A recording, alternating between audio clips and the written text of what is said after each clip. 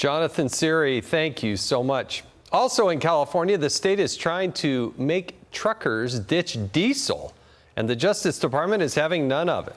The Trump administration suing the pants off of that state over its electric vehicle mandate with 2 complaints, seeking to end California's emissions standards, which require a share of heavy-duty vehicles to be all electric by 2035.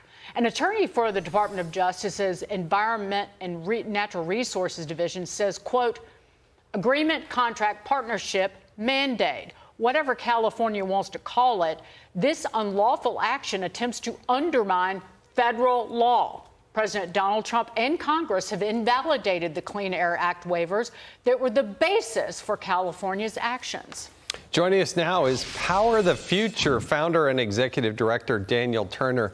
Daniel, you're an expert in this area. What's going on here? What's your read of this situation? Who's right, who's wrong on this one?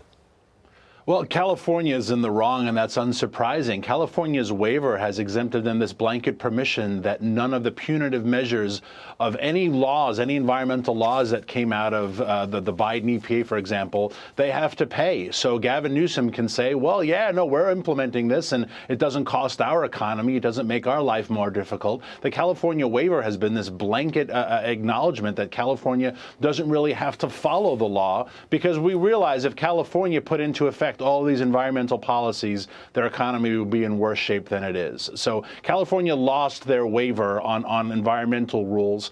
But look, this is another example of California just trying to decide winners and losers. I saw that little teaser of the upcoming interview or the upcoming clip with Eric Swalwell. Why is food so expensive? Because of things like this.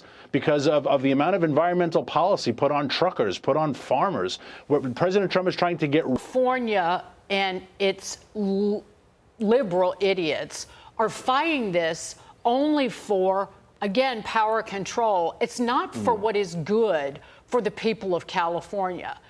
You have written and talked, and I have read endlessly about the insanity and moronacy of electric commercial vehicles, trucks specifically. Drayage trucks, new ones have to be diesel starting last year, and you know this, but just the weight of these vehicles.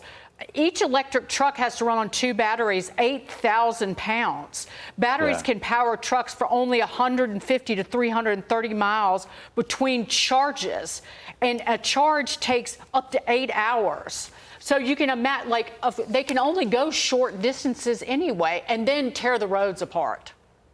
And you're paying for that, right? You're paying for your delivery truck to pull over to the side of the road for 8 hours to charge up their vehicles. And what should be delivered in a day is taking 2 days because of delays in charging. You're paying for those costs. So that's driving up the price. Look, I'm really indifferent about where the economy goes if the free market decides it. If electric vehicles one day rule the world, that's great. I called my organization Power the Future because I don't know what the future is going to be. But I do know that right now, electric vehicles are not this panacea that they're made out to be. Electric tractors are non-existent. Electric commercial truckers are driving up costs. And so we're not going to have a bright future if we punish our today. And mandating it, whether it was Joe Biden or Gavin Newsom, mandating it with false deadlines and false percentages. By 2030, 50% of trucks have to be EV. None of those things are going to usher in a better tomorrow.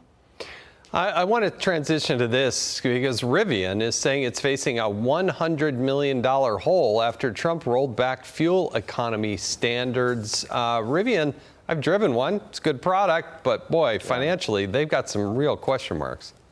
It's a fantastic car. It's really cool. I haven't driven one. I can't afford one. They're incredibly expensive. But God bless the people who can afford one, right? But poor Rivian, their model was based on government mandates that were going to outlaw the combustion engine, tax incentives that were subsidizing your purchase of an electric vehicle, and then also these exuberant, these crazy standards coming out of the Biden EPA of CAFE standards, of tailpipe emission standards that we're punishing their competition. So if your business model is based on the power of government coercion to get rid of your competition, then you don't really have a product, right? What you have is force. And so no offense to Rivian, but now that you have to compete in the free world, in the free market, and you're not as profitable, that's not the fault of the Trump administration. It's the fault of a lousy business model that depended upon government to kick your enemies to the curb.